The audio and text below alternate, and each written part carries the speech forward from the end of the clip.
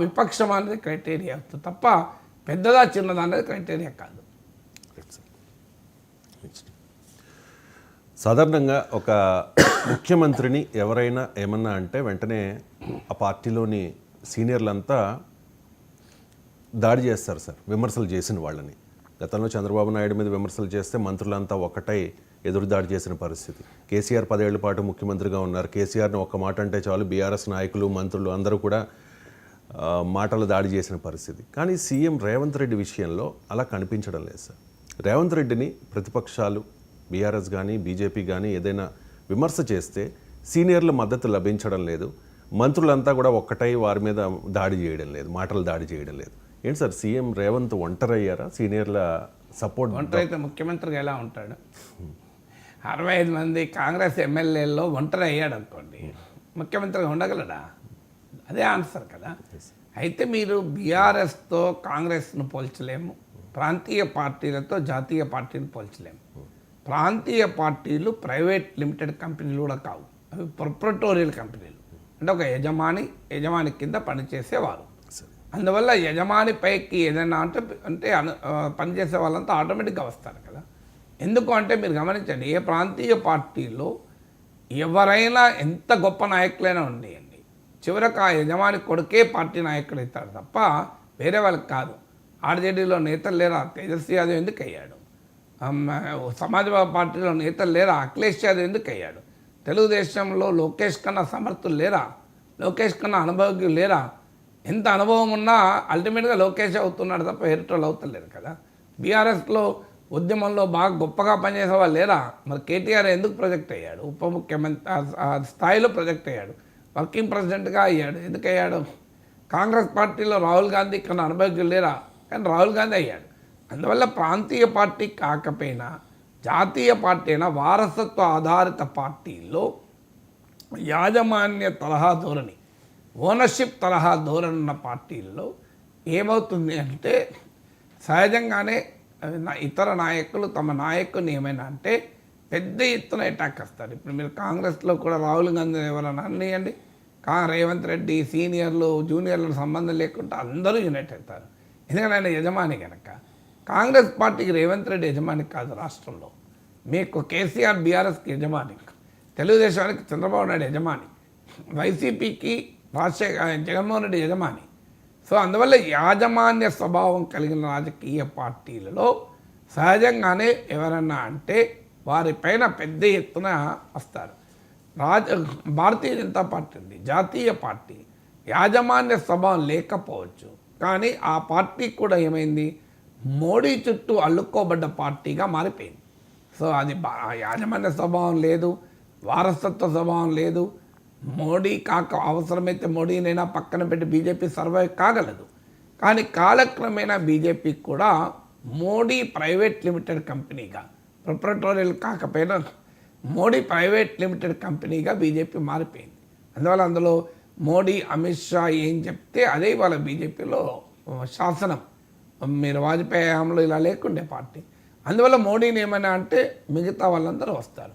అందులో భారతీయ జనతా పార్టీలో క్రమశిక్షణ, పార్టీ సిద్ధాంతం పట్ల నిబద్ధత, పార్టీలో సంఘటన స్ఫూర్తి, పార్టీలో ఉండటానికి మోడీ వల్లనే పార్టీలో లేరు, వాళ్ళ ఒక ఐడియాలజీ వల్ల పార్టీలో ఉన్నారు. ఆ ఐడియాలజీకి మోడీ ఐకాన్గా ఉన్నారు కనుక మోడీ పైన ఎవరైనా విమర్శ చేస్తే తమ ఐడియాలజీ పైన విమర్శ చేసినట్లుగా భావిస్తారు. అందువల్ల మీరు బీజేపీలో మోడీని విమర్శిస్తే మూకుమ్మడిగా నాయకులందరూ వస్తారు. మీరు బీజేపీలో కూడా రాష్ట్ర స్థాయిలో చూడండి, బండి సంజయ్ని ఎవరైనా విమర్శిస్తే మిగతా వాళ్ళందరూ వస్తారా? ఈటల రాజేందర్ని విమర్శిస్తే మిగతా వాళ్ళందరూ అలాగే వస్తారా? రారు కదా. అందువల్ల బండి సంజయ్ని మార్చడానికి బీజేపీలోనే కదా ఒక వర్గం ప్రయత్నం చేసింది. ఈటల రాజేందర్ ప్రయత్నం చేయలేదా బండి సంజయ్ని మార్చడానికి? మరి రాష్ట్రంలో బీజేపీ కూడా అలాగే ఉంటుంది. జాతీయ స్థాయిలో కాంగ్రెస్లోనైనా రాహుల్ గాంధీని అంటే అందరూ వస్తారు, బీజేపీలో ఉన్న నరేంద్ర మోడీని అంటే అందరూ వస్తారు. ఇక్కడ రేవంత్ రెడ్డి అంటే అందరూ రారు, బండి సంజయ్ని అంటే అందరూ రారు. ఇక్కడ కూడా అంతే. మీరు రాజకీయ జాతీయ పార్టీ అయినా మళ్ళీ రాష్ట్రానికి వచ్చే వరకు అందరూ ఎందుకు మూకుమ్మడిగా వస్తారు? అందరూ అటాక్ చేస్తారా? చేయరు. ఎవరి వర్గం వాళ్ళదే మళ్ళీ. అందువల్ల అందులో కాంగ్రెస్ పార్టీ, బీజేపీలోనే ఈ పరిస్థితి ఉంటే ఇక కాంగ్రెస్ పార్టీలో ఎందుకు ఉండదు? కాంగ్రెస్ పార్టీనే ఒక విస్తృతమైన ప్రజాస్వామిక స్వభావం కలిగిన రాజకీయ పార్టీ. అందులో ఎవరు ఎన్ని భావాలు ఉన్న వాళ్ళు కూడా కాంగ్రెస్లో ఉండొచ్చు అని గతంలో కాంగ్రెస్ నాయకుడు ఉన్నాడు. అందువల్ల రేవంత్ రెడ్డి పిసిసి అధ్యక్షుడు అయినప్పుడు అందరూ ఆయనకు మద్దతు ఇవ్వలేదు. కొంతమంది ఆయన కాకూడదని రాయబారాలు నడిపారు, అధిష్టానం పైన ఒత్తిడి కూడా తెచ్చారు. తర్వాత ఆయన ముఖ్యమంత్రి అయినప్పుడు కూడా అందరూ ఏమీ సమర్థించలేదు. మెజారిటీ ఎమ్మెల్యేలు సమర్థించారు కనుక హైకమాండ్ ముఖ్యమంత్రి చేసింది. అందువల్ల అప్పుడైనా ఇప్పుడైనా రేవంత్ రెడ్డి కాంగ్రెస్లో మెజారిటీ మద్దతు ఉన్న నాయకుడే తప్ప అందరూ అంగీకరించే నాయకుడు కాంగ్రెస్లో ఎవరు ఉండరు. రేవంత్ రెడ్డే కాదు, మీకు ఇంకో నాయకుడు కూడా లేడు. అందువల్ల ఒక్కొక్క ఈవెన్ రాజశేఖర రెడ్డి సందర్భంలో కూడా మీకు జనార్దన్ రెడ్డి, శశిధర్ రెడ్డి, మైసూర్ రెడ్డి లాంటి వాళ్ళు వ్యతిరేకించారు కదా. మైసూర్ రెడ్డి తర్వాత వెళ్ళిపోయిన పి జనార్దన్ రెడ్డి, శశిధర్ రెడ్డి లాస్ట్ వరకు కూడా వ్యతిరేకించారు. డి శ్రీనివాస్ రాజశేఖర రెడ్డి క్యాబినెట్లో ఉన్నా కూడా రాజశేఖర రెడ్డికి లాయల్గా లేరు. అయితే రాజశేఖర రెడ్డికి ఉన్న పర్సనల్ ఇమేజ్, స్టేచరు, ఆయన పార్టీ నడిపించిన తీరు, ఆయన తెచ్చుకున్న హోల్డ్ రీత్యా, ఎందుకంటే రాజశేఖర రెడ్డి దశాబ్దాలుగా కాంగ్రెస్లోనే పెరిగిన నాయకుడు. రేవంత్ రెడ్డి వేరే పార్టీ నుంచి వచ్చి కాంగ్రెస్ నాయకత్వాన్ని పొందగలిగాడు. అదొక టాలెంట్. అయితే రాజశేఖర రెడ్డి ఇంకో రకమైన టాలెంట్. అందువల్ల రాజశేఖర రెడ్డి ఒక రకంగా కాంగ్రెస్లో ప్రాంతీయ పార్టీగా చలామణి చేయగలిగాడు, ప్రాంతీయ నాయకుడిగా. అది రేవంత్ రెడ్డికి ఆ పరిస్థితి ఇప్పుడు లేదు కనుక అనివార్యంగా మిగతా వాళ్ళు అదే ఎమోషనల్గా తమ నాయకుడికి, రాజశేఖర రెడ్డికి కాంగ్రెస్లో ఉన్న చాలామంది నాయకులకు ఎమోషనల్ బంధం. అంటే రాజశేఖర రెడ్డి వల్లనే మేము ఎమ్మెల్యే అయ్యాం, రాజశేఖర రెడ్డి వల్లనే మేము మంత్రి అయ్యాం అని ఇద్దరు ముగ్గురు కాంగ్రెస్ నేతలు మినహా మిగతా కాంగ్రెస్ నాయకత్వం అంతా భావించేది.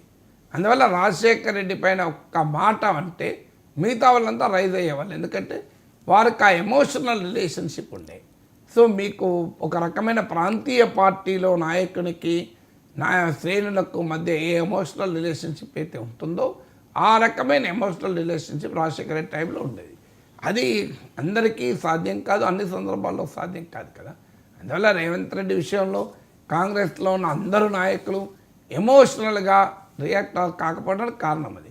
ఒక రాజకీయ పార్టీగా భారతీయ జనతా పార్టీ లాగా ఒక ఐడియాలజికల్ ఆర్గనైజేషనల్ స్పిరిట్తో ఉండే పార్టీ కాదు కాంగ్రెస్.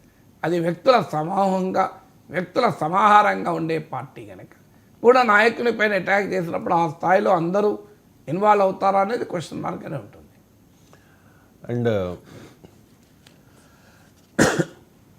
తెలంగాణకు బీసీ సీఎం అనే ఒక డిమాండ్ పెరుగుతుంది.